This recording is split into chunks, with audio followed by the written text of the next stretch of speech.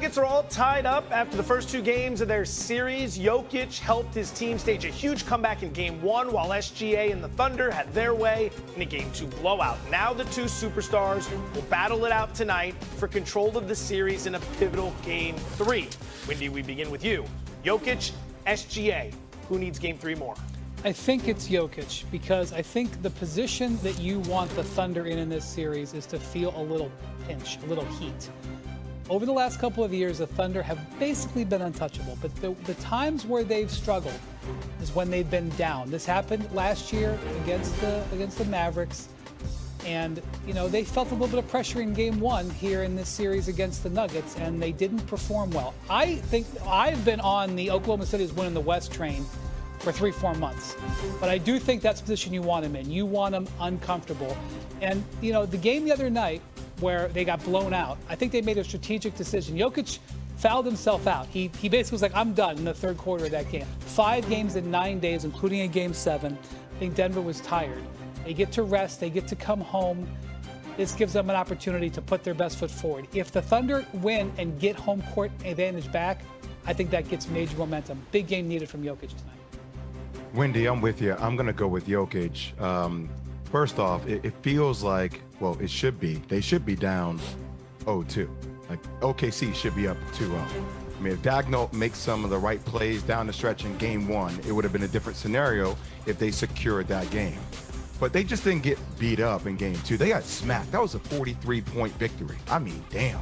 That's a lot of points. And by the way, Jokic was minus 36. That's his worst plus minus of his career. Yep. Of his career. So I understand fouling out. I understand the amount of games and the amount of days. But SGA has been living up to it. He balled out last game. He balled out Game 1 too. I think in order to secure home court advantage, I want to see Jokic, who needs Game 3 more for this series to continue, considering the way the first 2 games went. I don't disagree with y'all, but for the sake of this discussion, let me go in a different direction, because everything y'all said is on point. And I would just be adding to that. No need. Let me go in a different direction. What if the Nuggets win Game 3? Then all of a sudden, everything that you just said about what Game 1 and 2 was supposed to be, meaning OKC needing to be up 2-0, instead of being up 2-0, you down 2-1, going into Game 4, the aura of invincibility that we've been talking about with OKC as it pertained to the Western Conference all of a sudden gets a bit diluted to some degree. We see the level of dominance. The Thunder have outscored the Nuggets 59-19 in points off turnovers in the first 2 games. 53-29 in fast break points over the first 2 games. But the series is still tied 1-1. And we saw Chet Holmgren and Isaiah Hartenstein basically, no matter how big you are, no matter how good you are, Jokic showed you who the hell he was in Game 1. With 42 and 22, we get what he's bringing to the table. Right now, if you're the Nuggets, the big problem is that your best shooter is Russell Westbrook, who's shooting 50% from the field. And Nikola Jokic is at 47%. Everybody else, Jamal Murray's at 40%, Gordon's at 37%, Bronner's at 36%. Michael Porter Jr. is shooting 17% in this series. It's unacceptable. So if you find yourself continue to look that way, but you up 2-1 on OKC, and they got to go into that Game 4, basically trying to avoid being in a 3-1 hole. That could make things very interesting, which is far more interesting than we anticipated. And that is why I would say, you know what? Jokic and those guys, they didn't expect, you could, if you go into a Game 4 down 2-1 and you could tie the series, okay, that's plausible. OKC potentially being down 3-1? Oh no, nobody anticipated that. Let's go with SGA and OKC in terms of who needs Game 3 more. Yeah, I agree. And on top of that, the MVP race between these two is going to get real close to the situation we had 2 years ago when Embiid beats out Jokic and then Embiid flames out of the playoffs when Jokic goes on to win the title. Like, SGA needs to assert the dominance of the MVP in the series. Go into Denver, take out a team that's out of gas, having played 7 games, playing one guy off the bench essentially in Russell Westbrook, and then from there, show that you're the deeper team. Deep breath. abrupt transition. The Celtics shocked. Threes for the Celtics in game 3, more or less. I'm going to go more because they're going to put up a ton like they always do. Look, they're 25 for 100 in the first 2 games. They've missed 75 three-pointers, but they're not going to stop putting them up. If you want to give me over-under, I'll tell you they're going to shoot more than 40 in this game 3. All right, Windy, let's go to Jalen Brunson's total, 26.5 points. Would you go more or less? He's been scoring less than that, and the Knicks have been winning. So I'm going to say less, but I still think he could have a very impactful game, as he did in game 1 and game 2. The length is bothering him a little bit during the course of the game. But at the end of the game, they can't stay in front of him. He shook the great Drew Holiday and got those 2 points at the end the other night.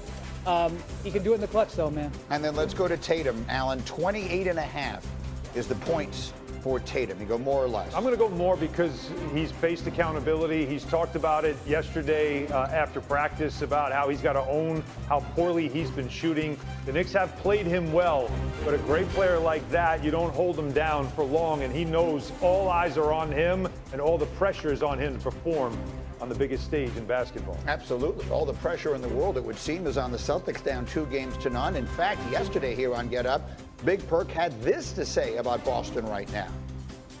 The Celtics are done. They're not coming back in this series. I have all the trust and faith in the New York Knicks. They're going to win this series. The Celtics will be lucky to get 1 game. I have to be honest with you. I almost fell out of my chair when he said that. I mean, in surprise. He just said he believes the Celtics are done. Do you? No, I think they can win tomorrow. I just think they can, despite all the, just hubris about what we do. At some point, the Celtics are champions, and I expect them to actually play a game in its most elemental form. We're engaged with these people. We're not playing a philosophy. This is not an election. Play the damn game. For some reason, even though twice they've been so stubborn and arrogant and defiant, they've refused to do it, and it costs them. You want to just wave goodbye to the defense of a championship? I don't believe the Celtics are that arrogant. I mean, the Knicks didn't lead in game 2 until the 1:59 mark of the 4th quarter. We're talking about one bounce of the ball in either direction, and this series is 2-0 Boston. I can't believe anyone thinks the Celtics can't come back and win. Of course. And that is what Joe Mazzulla is basically saying, is look at all the numbers. The numbers are demanding that we make a turnaround. I'm just going to say that the Knicks have yet to play well. I know that doesn't sound right. It doesn't sound. I am not trying to diminish what they have done. Jalen Brunson has had probably his 2 lowest production games of the playoffs the last 2 games. Not in the clutch, but that's how he fell behind by 20 points. Karl Towns has had good numbers. He hasn't had a hot game. What the Celtics have done by botching these 2 games at home is they have opened the door for the Knicks to have a home win. What I mean by a home win is a win where Miles McBride hits 5 threes, where one of your role players, where Bridges goes off. You see these moments where these teams get hot at home. If that happens tomorrow at the Garden, it's going to be 3-0, and the Celtics are going to be done. But I don't think that they are overall. I think overall they still have a window because of their greatness as a team. Yeah, the expectation is the Celtics eventually are going to play to the back of their baseball card, right? Like that's what you're looking for. It's what they've been all season. They're high volume 3. They're not a high percentage 3-point shooting team. They were 10th actually in the league, which is good but not great for a team that lives for the 3-point shot. But you just imagine, it sounds crazy. It almost as if some pressure comes off them getting out of Boston. I totally agree. I think there's something about putting them on the road, especially at the Garden. Everybody always raises their game. Everybody seems to want to play on that stage, and that might actually help them. I am a huge believer in energy in the building. Yeah. And Michael Wilbon, you will remember this because you were covering all of this more closely than I was. Phil Jackson always used to say he greatly preferred playing on the road in the playoffs than at home. There were a variety. Xin chào tất cả các bạn. Chào mừng các bạn đã đến với kênh YouTube của mình.